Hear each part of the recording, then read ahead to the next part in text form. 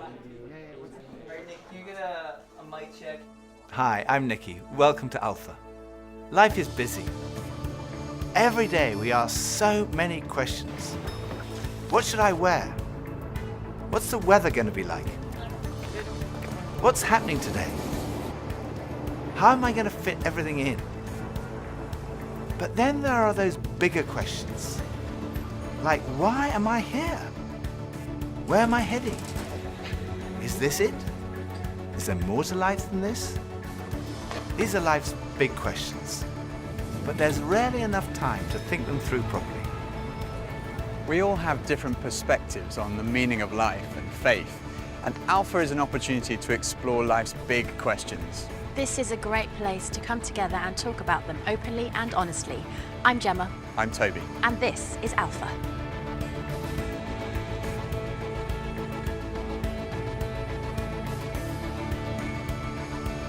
I go on Google. I definitely Google.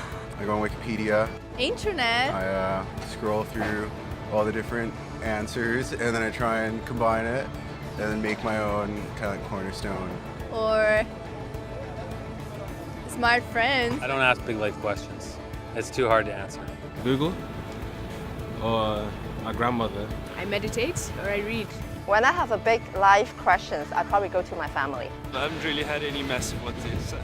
To my mom or my dad, basically. My mom and my dad, maybe my gran. I get most of my answers from the library in any section there because I don't really trust the people that I'm around. The key is always to yourself. You got to figure some things out for yourself. If I'm confused, I go to him first. And he confuses me more. But when it's something more personal, I try to find it within myself first. Friends of mine told me that the first night they came to Alpha, they sat in their car for half an hour waiting and watching people going in. And eventually when they'd seen enough normal looking people going in, they thought they'd give it a try. And one thing that might be going through your mind is, am I going to be the only one there who doesn't believe all this stuff, who's not a Christian, that doesn't go to church? Well, if that's you, then you're in the right place. Alpha is designed for people who wouldn't call themselves Christians or who are not regular churchgoers. It might feel a bit strange to be discussing life and faith with people that you've never met before, but the best thing about Alpha is often the great friendships that are formed over the weeks.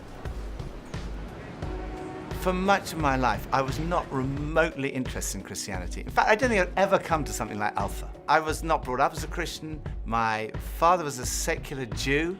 He was an agnostic, and my mother didn't go to church, and I had no interest at all in Christianity.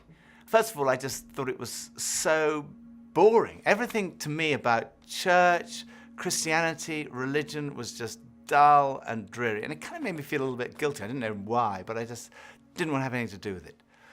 And I also thought it was untrue. I thought I'd sort of thought it through, and I'd come up with these intellectual objections, and I called myself, very pretentiously, I called myself a logical determinist. And I quite enjoyed arguing with people who called themselves Christians. And at university, I had a bit of a reputation for being an argumentative atheist. And I also thought it was irrelevant to my life. I couldn't see how someone who'd lived 2,000 years ago, 2,000 miles away, could have any relevance to my life today. It just seemed outdated and irrelevant. But at the same time, looking back now, I would say something was missing. I say that because I don't think I was living in the moment. I was always looking forward to the next thing in life. So when I was at school, I was thinking, when I finish my exams, maybe that will be when I'm going to really start to enjoy life. I finished my exams, and then after about 3 weeks, I started to think there's got to be more to life than this. And I thought, well, maybe when I've left school, that will be what life's all about. And then I left school, and after about 3 weeks, I started to think, there's got to be more to life than this. I thought, well, maybe the answer is to get a girlfriend. And somehow, I don't know how I managed it, but I managed to find a girlfriend. Again, after about 3 weeks, I started to think, there's got to be more to life than this. And basically, there was something missing. I was longing for more. The actor Jim Carrey once said, "I wish everyone could get rich and famous and have everything they've ever dreamed of, so they would know that's not the answer." Some people dream of having their name in lights, of fame and fortune. Some people dream of finding happiness through relationships, careers, money, whatever it may be. But Do you ever get that niggly feeling that as good as those things are, there must be more to life? Yeah, all too often life just doesn't turn out the way we think it should. And even when it does and we achieve our wildest dreams, it's somehow never quite enough. It just doesn't satisfy. It's like there's something missing. The comedian and actor Russell Brand said, "Drugs and alcohol are not my problem. Reality is my problem. Drugs and alcohol are my solution to fill up a hole inside me." And Jesus said, "I am the bread of life." In other words, I'm the one who fulfills the longing that's deep inside every human heart. Jesus claimed to be the one person who can satisfy that spiritual hunger. Freddie Mercury, the lead singer of the rock group Queen, had amassed a huge fortune and attracted millions of fans. But he admitted in an interview shortly before his death that he was desperately lonely. He said this, "You can have everything in the world and still be the loneliest man, and that's the most bitter type of loneliness. Success has brought me world idolization and millions of pounds, but it's prevented me from having the one thing we all need, a loving, ongoing relationship." Jesus said, "I am the way, the truth, and the life." Ultimately, there's only one relationship that is totally loving and goes on forever, and that's a relationship with God. And Jesus said, "I am the way to that relationship."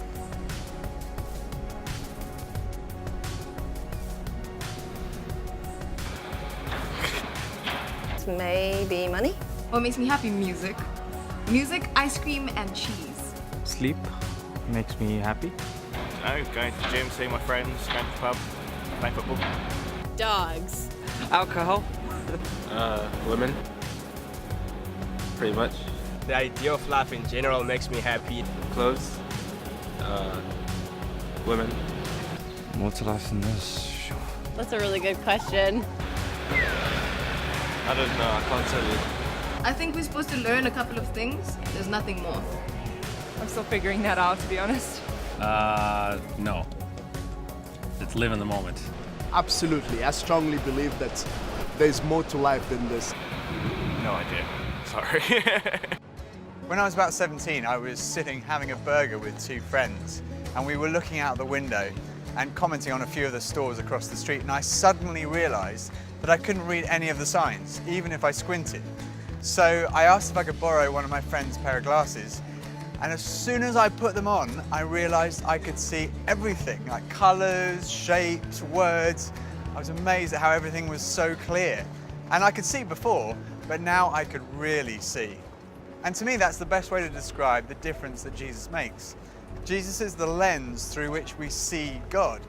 And he's also the lens by which we see the world in a totally different way. Jesus said, "I am the truth." Some people's response to a Christian might be, well, it's great for you, you found meaning and purpose in your life, but it's not for me. But when you think about it, that's not actually a logical position, because if Christianity is true, it's of vital importance to every one of us. And if it's not true, it's not great for us, because it means we're deluded. C.S. Lewis was one of the great intellectual giants of the 20th century, probably best known as the author of the Chronicles of Narnia. He said this, "Christianity, if false, is of no importance, and if true, of infinite importance. The only thing it cannot be is moderately important." I come from a family of lawyers, so naturally I wanted to look at the original documents and sources. I never really looked at the evidence before, and I was astonished at how much evidence there is for the life, death, and resurrection of Jesus. For me, it was through reading these documents that we find in the New Testament that I came to the conclusion, it's true.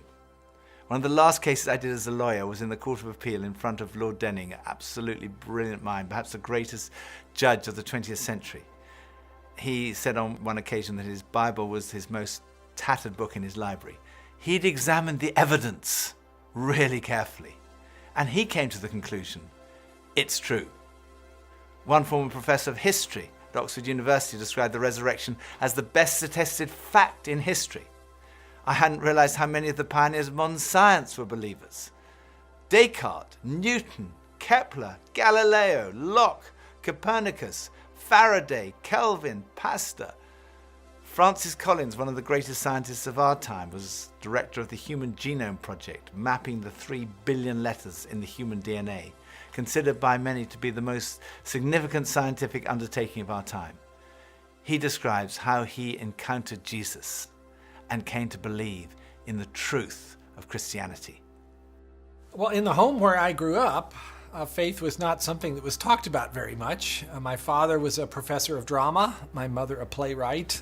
When I went to college and those discussions in the dorm late at night about religion began to occur, I had no particular reason to attach value to a faith system. It had never been something I was familiar with or had internalized at all.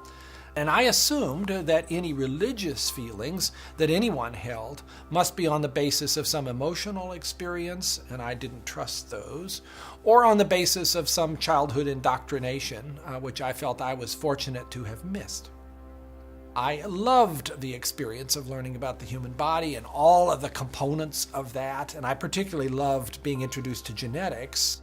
But then I ended up in the medical school curriculum sitting at the bedside of patients with diseases. This was no longer an abstract study of molecules and organ systems. These were real people.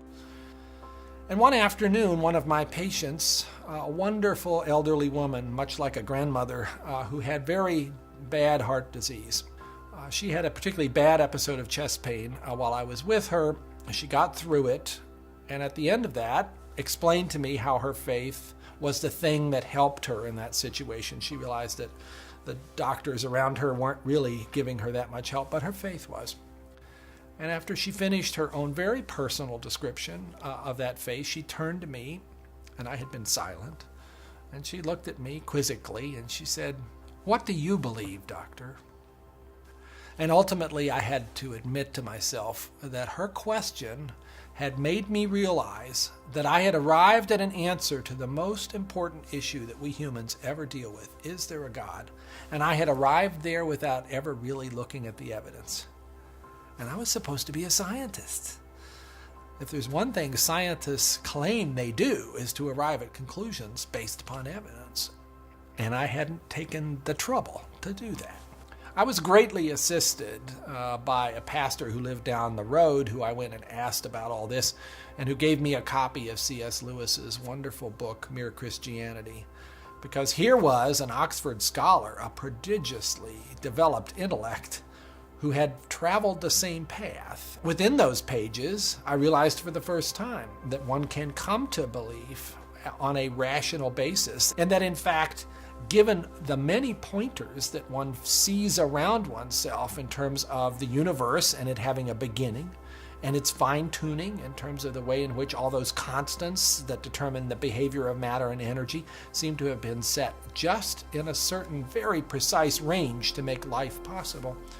And many other things, including my beloved mathematics and why they actually work anyway to describe the universe, something that makes you think the Creator must have been a mathematician. That brought me then to the person of Jesus Christ as a person who was historically extremely well documented. That was news to me. I thought Christ was as much myth as history, and I realized after reading more about it, this was a historical figure upon which we have a great deal of evidence for his existence and his teachings, and even his rising from the dead in a literal way. That day at my patient's bedside started a journey for me, a journey that I was reluctant to begin, but I felt I needed to, a journey that I thought would result in strengthening my atheism, but to my surprise, resulted in my conversion. There's a difference between knowing facts about someone and really knowing them personally. Now, I've known my husband Phil for 3 years now, but suppose if before we met, I found him on a website called The Amazing Man. Now, there's no doubt I would have looked at him and thought, okay, I'm intrigued. But what if each page was dedicated to his amazing abilities, his sparkling personality, his tender heart, his extraordinary intelligence, and his cooking abilities? Well, I would think, wow, he does sound like an amazing person. But that's head knowledge. But I also have the privilege of being married to him, and I know that he's an amazing person, which is knowledge that comes from experience of relationship, and that's heart knowledge. When Jesus said, "I am the truth," he was talking about more than just a kind of intellectual truth. The Hebrew understanding of truth was truth as experienced. And there's a big difference between a kind of intellectual knowledge and a personal knowledge, between your head and your heart. So when someone says, "I know Jesus is the truth," they're not just talking about being convinced of the evidence, they're also talking about experiencing a relationship with the risen Jesus Christ. So Jesus said, I am the way, the truth, and lastly he said, I am the life. I have come that you may have life and have it to the full. Jesus came to deal with the things in our lives that stop us from enjoying life to the full, the things that spoil our lives. I hate shopping. I loathe it. I think I'm allergic to shopping. But occasionally my wife Pippa persuades me to go shopping, and just after Christmas, it was the sales, and she persuaded me to go shopping. And we went into the shop and we bought this very nice new sweater, and same colour as all my other sweaters. And we left the shop and we went to buy a present for her. And we went into this ghastly shop. It was so crowded. It was unbelievable. And even Pippa had had enough and she said, okay, we're leaving. So we went to leave. And as we left, the security alarm went off. And the security guys moved in very quickly and they stopped us all from leaving. And like the crowd that was trying to leave was stopped and the crowd that was trying to come in was stopped. And we were there right in the middle. The 6 of us who were going through the security at that one time were all taken off and sectioned off from all the rest. And they wanted to see which one of the 6 of us had set off the alarm. So they sent one of them through, and that was fine. They obviously hadn't set it off. Then they sent the next one through. They obviously hadn't set it off. Then the 3rd, then the 4th. None of them set it off. So it was left with Pippa and I were standing there, and I thought, oh my goodness, I'm married to a shoplifter. It must be Pippa who's got set off the alarm. So they sent her through, and she didn't set it off. So I thought, oh my goodness, I've obviously got something. Someone must have planted something on me. I'm going to be arrested. I'm going to be sent to prison. All the crowd were watching, both sides. They were just watching this criminal who'd been caught going through. So they went through, and as I went through, the alarm went off. They took me to the side. They opened up my rucksack on my back, and there they found this sweater from the other shop with the tag still on it. I felt so guilty. That was like false guilt. I also sometimes experience true feelings of guilt because I do things that are not right, that are not good. And this is the wonderful news that God loves you and he loves me. God came in the person of his Son, Jesus Christ, to die for you and for me. And on the cross, he took all of your guilt, all of my guilt, everything you've ever done wrong, everything I've ever done wrong, said wrong, thought wrong, and he died in our place in order that we could be forgiven. And forgiveness, C.S. Lewis said, it's like a recording of our life wiped completely clean. And when we receive that forgiveness, we find life, and life in all its fullness. And that's what Jesus wants for you and for me. Life in all its fullness. Life at its very, very best. I think for so many years, I always just strived to be strong in myself. And it was as if that all I needed was me and my buddies and, we'd be like invincible. But the truth is, none of us are. And I don't want to do this thing called life. I don't want to do it on my own. And it kind of feels like my longing for this light inside is now stronger than my fear of what others might think. And people often ask, well, doesn't that make faith like a crutch? And, well, maybe, but, what does a crutch do? A crutch helps you stand, and it makes you stronger. And in that case, sure, I need a bit of that. But especially when it's so much more than that. When this faith inside is also like a backbone, helping me stand tall and helping me be strong when I'm really up against it, facing those odds, whether it's on a mountain or stuck in some jungle or just dealing with the storms, with the storms of life. Sure, I need it, I need that. But at heart, my Christian faith says that I'm known to Christ, bought at a price, blessed with light. Faith says that we're loved, regardless of our mess, regardless of how many times we fall down, and that Jesus somehow picks me up. And sure, I'll reach out to that. Why wouldn't I? I used to think Christianity was boring, untrue, and irrelevant. But when I read about Jesus, I realized he was anything but. Jesus said he's the way to God. He's the one who brings meaning and purpose to your life. He said he's the truth. He said he's the life, that true fulfillment is found in a relationship with God through him. Alpha is a place where you can be yourself. You can say what you think and challenge everything. No question is too complex or too simple. And what your point of view is as important as anyone else's. And over the weeks ahead, we are going on a journey together, an adventure to explore the questions of life, faith, and meaning. Think of it this way. If you live to be 70, you're going to spend 20 years and 3 months asleep, 10 years and 5 months watching TV, 5 years and 9 months in some form of transportation, 7 years and 6 months eating and drinking. You have approximately 570,000 hours left to live. So why not spend less than 24 of them asking life's biggest questions? Welcome to Alpha.